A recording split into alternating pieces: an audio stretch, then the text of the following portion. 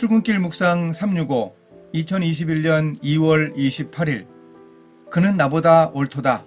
유다의 탄식.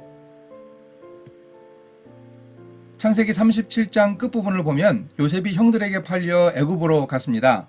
그런데 갑자기 38장에서 요셉의 형 유다와 며느리 다말의 불미스러운 일에 대한 기록이 나옵니다. 어떻게 된 것인지 의아할 수 있습니다. 그러나 창세기 37장 2절에 보면 야곱의 족보는 이러하니라 라고 합니다. 야곱과 후손들의 이야기를 다루면서 야곱의 아들 유다에 대한 기록이 있는 것은 이상하지 않습니다. 또한 유다의 이야기가 여기에 등장하는 중요한 의미가 있습니다. 유다와 며느리 다말 사이에서 태어난 베레스는 룻기에 나오는 보아스의 조상입니다. 룻기의 마지막 부분은 베레스 가문에서 태어나는 다윗 왕을 소개합니다. 결국 유다와 다말 사이에서 태어난 베레스가 예수님의 조상이라는 점을 알려주고 있습니다. 또한 우리는 유다의 행동을 통해서도 교훈을 얻을 수 있습니다. 오늘 말씀 창세기 38장입니다. 여인이 끌려나갈 때에 사람을 보내어 시아버지에게 이르되 이 물건 임자로 말미암아 임신하였나이다. 청하건대 보소서 이 도장과 그 끈과 지팡이가 누구의 것이니까 한지라. 유다가 그것들을 알아보고 이르되 그는 나보다 옳도다. 내가 그를 내 아들 셀라에게 주지 아니하였음이로다 하고 다시는 그를 가까이 하지 아니하였더라. 해산할 때에 보니 쌍태라. 해산할 때에 손이 나오는지라. 산파가 이르되 이는 먼저 나온 자라 하고 홍색 실을 가져다가 그 손에 메었더니 그 손을 도로 들이며 그의 아우가 나오는지라. 산파가 이르되 내가 어찌하여 터뜨리고 나오느냐 하였으므로 그 이름을 베레스라 불렀고 그의 형 곧 손에 홍색 실 있는 자가 뒤에 나오니 그의 이름을 세라라 불렀더라. 창세기 38장 25절에서 30절. 예수님의 족보에는 몇 명의 여인들이 등장하는데 그들 중에는 다말이라는 여인이 있었습니다.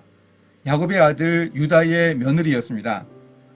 다말의 남편 엘이 하나님 앞에서 죄를 짓고 죽었습니다. 동생 오난이 대를 잇기 위해 형수와 동침했으나 하나님의 뜻을 어겨 죽는 바람에 다말은 과부로 지냈습니다. 이후 유다는 셋째 아들 셀라가 장성했는데도 혹시 또 죽을까봐 다말에게 의무를 다하도록 하지 않았습니다. 그러자 다말은 시아버지를 속이고 가나안 이방 성소의 창녀처럼 꾸며 유다와 관계를 가졌고 임신했습니다.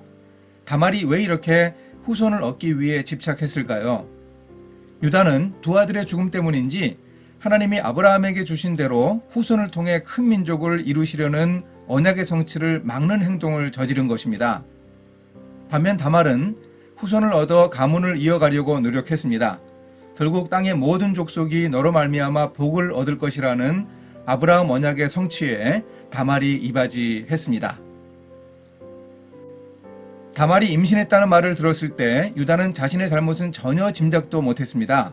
음행을 저지른 며느리 다말을 불태워 죽이라고 했습니다. 그러자 다말이 유다에게 말했습니다. 이 물건 임자로 말미암아 임신하였나이다. 청하건대 보소서 이 도장과 그 끈과 지팡이가 누구의 것이니까? 하룻밤 관계의 대가로 준 자신의 소유물을 받아본 유다는 어떤 마음이었을까요? 그는 나보다 옳도다. 내가 그를 내 아들 셀라에게 주지 아니하였음이로다.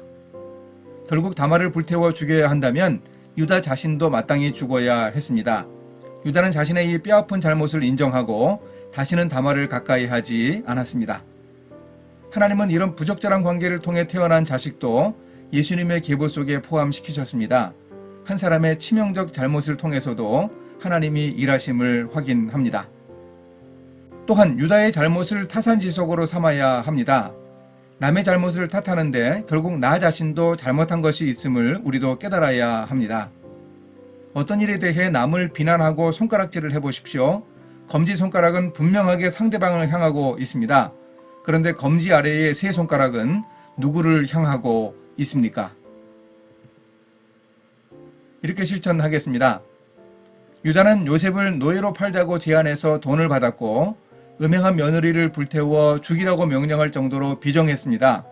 뒷날에는 애굽 총리 요셉에게 베냐민을 풀어주고 베냐민 대신 자신을 종이 되게 해달라고 한 마음 따뜻한 사람이 되었습니다. 그는 나보다 옳도다라고 자신의 치명적 죄를 인정한 회개와 인격의 변화를 저도 배우겠습니다. 함께 기도하십니다. 죄인들을 용서하시는 하나님, 일하면서 남을 비난하려는 태도를 보고 저 자신이 놀랍니다.